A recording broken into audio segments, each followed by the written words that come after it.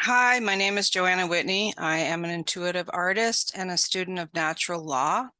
And I've just started to share with you guys about formal consensus as a way to promote unilateral natural law decision making versus tyrannical decision making. So I'm going to read this from this document called Formal Consensus, which I put a link to in the first part 1 video. And I'm just going to continue. It says, this book presents a particular model for decision making we call formal consensus. Formal consensus has a clearly defined structure. It requires a commitment to active cooperation, disciplined speaking and listening, and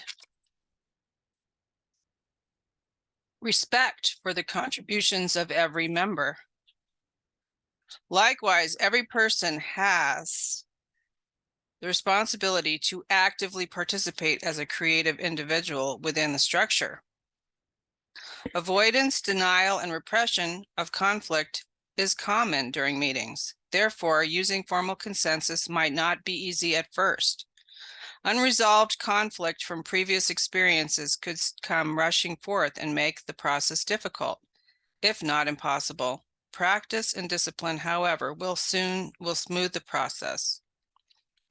The benefit of everyone's participation and cooperation is worth the struggle it may initially take to ensure that all voices are heard.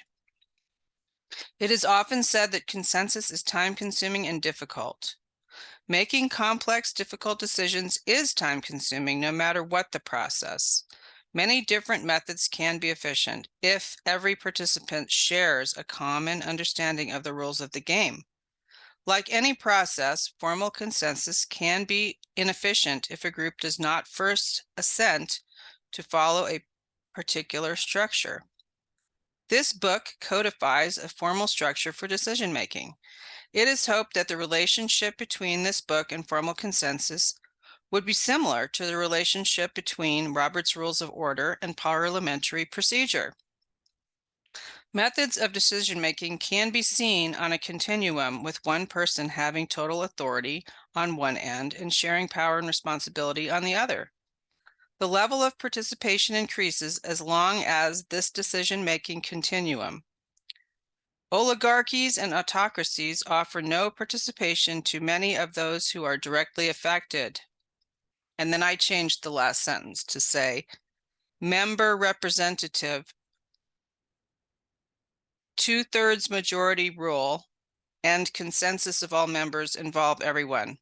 But even 2/3 majority vote can also create a tyranny.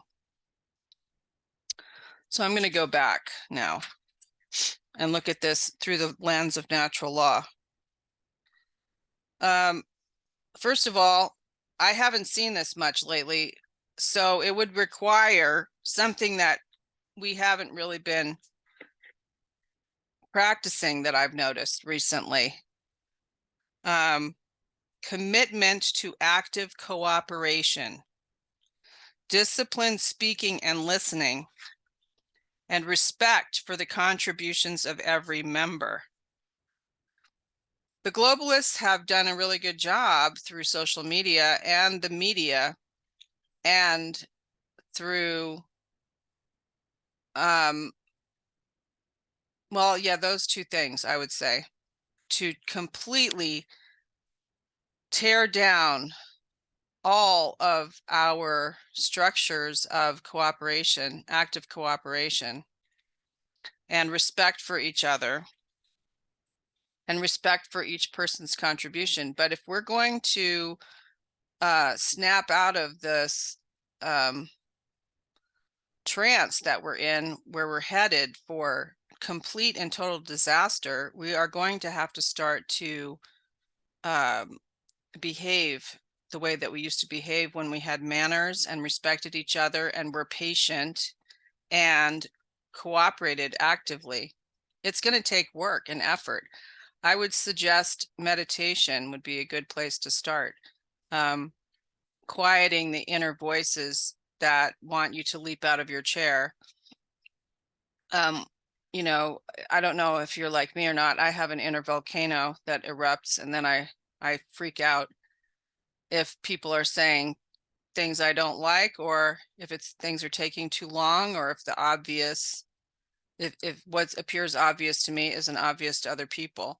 I've had to work very, very hard at quieting these voices within myself, because otherwise we will just have another tyranny.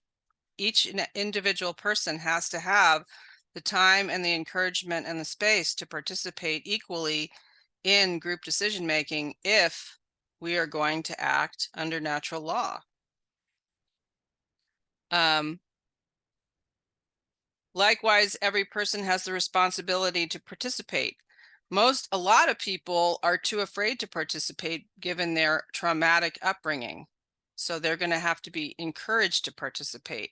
This whole process would have to be looked upon as not a means to an end, but actually a process,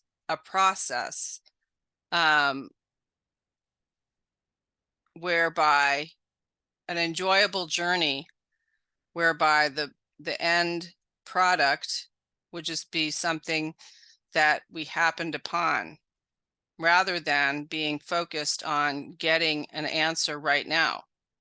That's just not going to work. Avoidance, denial, and repression of conflict is common during meetings.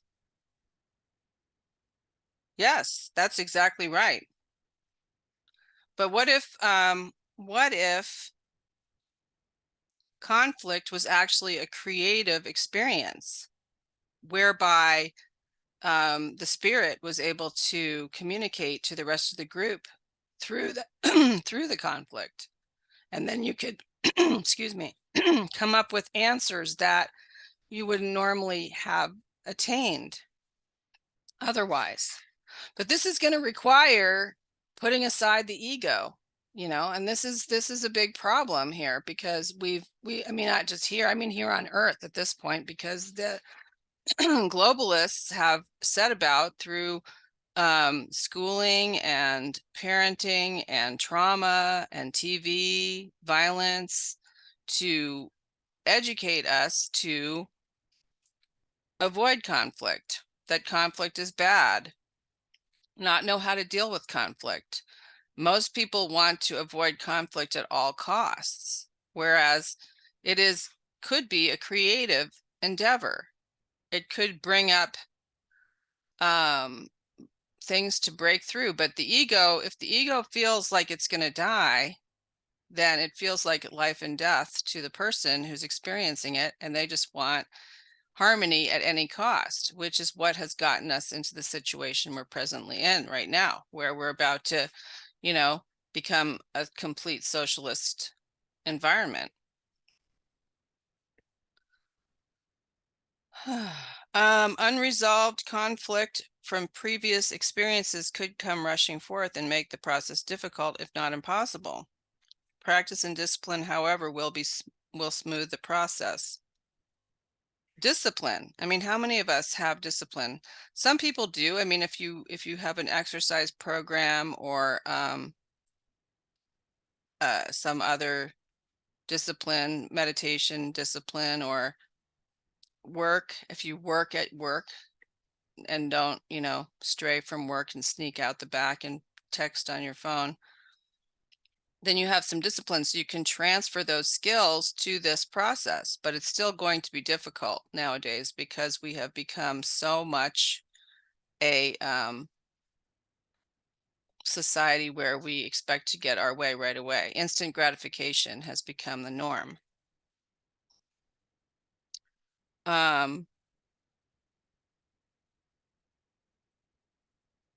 So this book codifies a formal structure for decision making, and they refer to Robert's Rules of Order as the action of parliamentary procedure, which I will say it creates a hierarchy, whereas formal consensus creates unilateral, horizontal communication.